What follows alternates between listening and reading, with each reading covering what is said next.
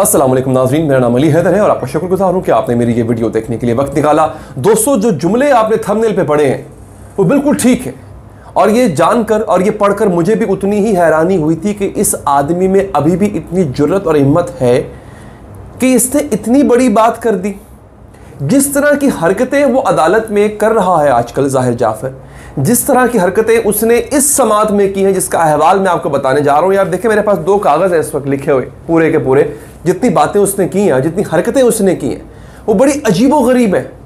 मुझे समझ नहीं आता कि ऐसे शख्स को उसके माँ बाप ने अकेला घर में छोड़ा कैसे हुआ था। हैरानी होती है मुझे। मतलब उसको ये लग रहा है कि नूर मुकद्दम कुर्बान हुई है, ये उसने क्यों कहा। इसके अलावा वो जो नूर मुकद्दम के वालिद शौकत जो है मुकद्दम, उनसे जब बात कर रहा था तो वो बड़ी अजीबोगरीब बातें हैं। वो भी जो आपको बताऊंगा तो आप लोग हैरान हो जाएंगे। तो आपने एंड तक मेरे साथ रहना है इस वीडियो में। और आगे बढ़ने से पहले आपसे दरख्वास्त है कि अगर आप चाहें इस चैनल को सब्सक्राइब ज़रूर करें, क्योंकि इंशाल्लाह इस केस के हवाले से आपको मैं हर अपडेट देता रहूँगा। मुझसे आप लोग अक्सर पूछते थे कि यार नूर मुकद्दम केस के हवाले से आप बात क्यों नहीं करते, उसका क्या बना। दोस्तों, जब कोई अपडेट आएगी तो मैं तभी दूंगा। मेरे पास इधर उधर की कहानियाँ नहीं होती हैं कि मैं खुद से बना के या सुनी सुनाई बातें जो हैं वो आप तक पहुँचा दूँ। जो खबर है वही आप तक पहुँचेगी, अगर खबर नहीं है तो मैं खुद से नहीं बनाऊँगा। ठीक है जी। अच्छा, होता क्या है अब ये कहता है, इसके अल्फाज से कहता है जेल की सलाखों के पीछे मरना नहीं चाहता, मेरी शादी होनी चाहिए। ये जज साहब को मुखातिब कर रहा है। क्यों? इसने आगाज में कहा कि मेरा वकील कोई नहीं है, मुझे बात करने दी जाए। अच्छा, इसने बोलना शुरू किया। इतने में जो इसका वकील है रिजवान अब्बासी, उसने कहा जनाब मैं वकील हूं इसका। ये कैसे कह रहा है ये वकील है? तो कहता कि नहीं नहीं नहीं नहीं नहीं, आप मेरी बात सुने। फिर इसने बोलना शुरू कर दिया। तब ये कहता है कि जनाब आप एक काम करें जज साहब, या तो आप मुझे सज़ा दे दें या आप मुझे माफ़ कर दें। मैं जेल की सलाहों के पीछे नहीं रहना चाहता, मुझे जेल में मारते हैं। तो वहाँ पे डेफिनेटली कौन मारता होगा? पुलिस वाले नहीं मारते। पुलिस वाले, अगर आपको पुलिस वालों ने फेंटा लगाना हो ना तो वो आपको हवालात में फेंटा लगाते हैं, थाने में रख के, जेल में नहीं मारते होते। जेल में हो ये रहा होगा इसके साथ दोस्तों, इसको जो कैदी है ना वहाँ के दूसरे, वो मारते होंगे। आप मुझे कुछ जानने वाले ऐसे हैं, अब मैं सहाफ़ी हूँ, काम ऐसा रहता है कि उनका जेल विज़िट हुआ था और मतलब जेल में उनको जाना पड़ा। झूठा मुकदमा था मगर जेल जाना पड़ा। तो उन्होंने बताया था कि जेल का माहौल कैसा होता है। ऐसे मुल्ज़िम, ख़ास तौर पे 2 किस्म के मुल्ज़िमों को जेल में भी पनाह नहीं मिलती।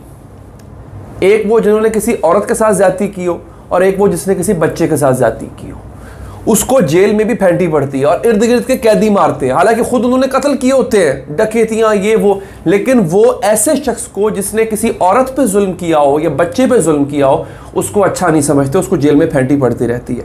तो इसका ये कहना है कि मुझे जेल में मारते हैं, या तो आप मुझे रिहा कर दें, जज साहब से कह रहा था, या आप मुझे फांसी दे दें।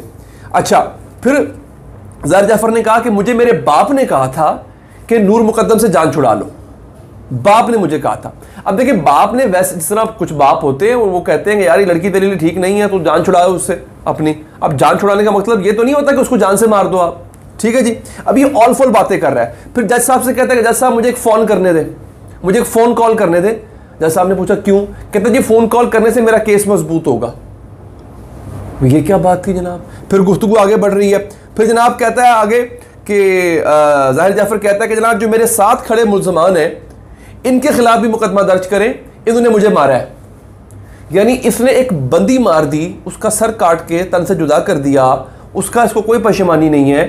और जो साथ खड़े लोग हैं, और साथ खड़े लोग कौन है? देखिए, इसके घर वाले, इसके मुलाजिम, उन्होंने मारा क्या होगा? जब इसने कत्ल किया होगा एक बंदी को तो उन्होंने इसको छुड़वाया होगा, पकड़ा होगा, कुछ किया होगा, एक आधे हाथ लग भी गया होगा इसको। तो अब अदालत से कह रहा था कि इनके खिलाफ कार्रवाई करो। गार्ड, वो जो इसके थेरेपी वर्क्स के मुलाजिम है, कि इन्होंने मुझे मारा है। दिमागी तौर पे कुछ अजीब हुआ है। अच्छा, अब यहाँ पे एक मुल्ज़िम है इफ्तिखार, उसने ये कहा अदालत में कि जी इनकी दोस्ती 2 साल से थी, आना जाना भी था, मुझे इस बात का पता था, लेकिन मुझे ये पता नहीं था कि इसको मार देगा, लिहाजा आप मुझे जाने दें। अब दोस्तों हुआ ये है, अब जो वो कुर्बानी वाली बात है मैंने बतानी है अभी आपको, लेकिन आपसे उसके पहले आपको ये अपडेट दे दूँ कि 12 मुल्ज़िमान थे, 12 के 12 पे फ़र्द जुर्म आयद हो गई है। इन तमाम ने सेहत जुर्म से इनकार किया है, मगर इन पे फ़र्द जुर्म आयद हो गई है। आगे जनाब जो वकील है इनका, ज़ाहिर जाफ़र का, वो कहता है जनाब के शवाहिद नाकाफ़ी हैं। अब बंदा पूछे कि अगला खुद मान रहा है। अच्छा, जब इसने कहा ना कि शवाहिद नाकाफ़ी हैं, तो ज़ाहिर जाफ़र ने कहा कि ये झूठ बोल रहा है, मैंने मारा है। ठीक है जी, एक काम करें, या तो मुझे आप बख्श दें या फांसी दे दें, मैं जेल में नहीं रह सकता, जेल में मैंने अभी जो है वो मुझसे जेल में मुझे मार पड़ती है। यहाँ पे उसने कहा कि मैं शादी करना चाहता हूँ, मैं बच्चे पैदा करना चाहता हूँ, मुझे जेल की सलाहों के पीछे नहीं मरना। फिर से जुमला कहा कि कुर्बानी इस्लाम में जायज़ है। नूर मुकद्दम ने खुद को कुर्बानी के लिए पेश किया। कुर्बानी इस्लाम में जायज़ है, नूर मुकद्दम ने खुद को कुर्बानी के लिए पेश किया। हम दोनों की लड़ाई हुई थी, मैं भी गुस्से में आ गया था, वो भी गुस्से में आ गई, मुझसे गलती हो गई। ये उसके अल्फाज थे ज़ाहिर जाफ़र के। अच्छा, उसके बाद इसने जो है वो रुख किया नूर मुकद्दम के वालिद की तरफ। वो भी खड़े थे अदालत के अंदर अहाते में। रुख करके कहता है जनाब कि मेरी ज़िंदगी आपके हाथ में है, आप ही से बचा सकते हैं। अभी माफिया मांग रहा, अब घुटनों पे बैठ गया, आपने ना जानू पे घुटनों पे बैठ गया ऐसे हाथ जोड़ के। तो नूर मुकद्दम के वालिद से मिन्नतें कर रहा है कि मेरी ज़िंदगी आपके हाथ में है, आप मेरी ज़िंदगी बचा सकते हैं। उसके बाद कहता है कि अगर आप मेरी ज़िंदगी लेना चाहते हैं तो मुझे कोई एतराज़ नहीं है। यानी इधर माफ़ी मांग रहा है और इधर कह रहा है कि आप अगर मेरी ज़िंदगी लेना चाहते हैं तो मुझे कोई एतराज़ नहीं है। फिर जनाब इसने जो है वही बातें दोहराना शुरू कर दी कि जनाब मुझसे गलती हो गई, मुझे पता नहीं चला, मैं गुस्से में आ गया था, नूर मुकद्दम भी गुस्से में आ गई थी और मैंने उसे मार दिया। अब दोस्तों हुआ ये है, इस वक्त सूरत हाल ये है कि 12 लोग हैं। ज़ाहिर जाफ़र, उसका बाप ज़ाकिर जाफ़र, उसकी माँ असमत आदम, इफ्तिखार, जमील और जान मोहम्मद, यानी इनको मिला के टोटल जो है वो 12 लोग हैं जिन पे फ़र्द जुर्म आयद कर दी गई है। अब ट्रायल होगा, ये जो इन पे जो फ़र्द जुर्म आयद करने का मतलब ये होता है कि ये इल्ज़ाम इन पे जो है अब लग चुका हुआ है। पहले तो होता है ना कि ये पहले आपको फ़र्द जुर्म से पहले इल्ज़ाम का तयन करना होता है कि कौन कौन से इल्ज़ाम इन पे लगाए जाएं।